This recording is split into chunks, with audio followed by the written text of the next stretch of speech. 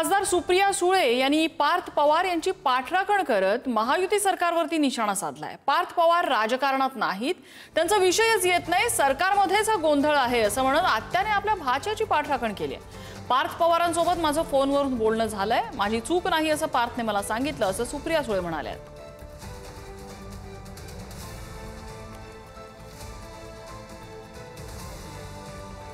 असं काय पार्थ पवारांचा विषयच येत नाही याच्यात, हे महाराष्ट्र सरकारचा इंटरनल इशू आहे, पार्थ पवारांचा विषयच येत नाही याच्यात। याचं कारण असं, पार्थ पवारांनी त्यांना जे प्रश्न पाठवले आहेत ते म्हणलेत की माझी लीगल टीम त्याचं उत्तर देईल, जे बरोबर आहे।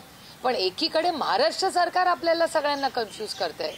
महाराष्ट्र सरकारचं पहिलं स्टेटमेंट काय आलं की जमिनीचा व्यवहार होऊ शकत नाही। मान्य, तुमच्या चॅनलवर पाहिलेल्या गोष्टी मी तुम्हाला बाय सिरियल सांगते। जर व्यवहारच होऊ शकत नाही तर स्टॅम्प ड्युटीची नोटीस कशी काय आली?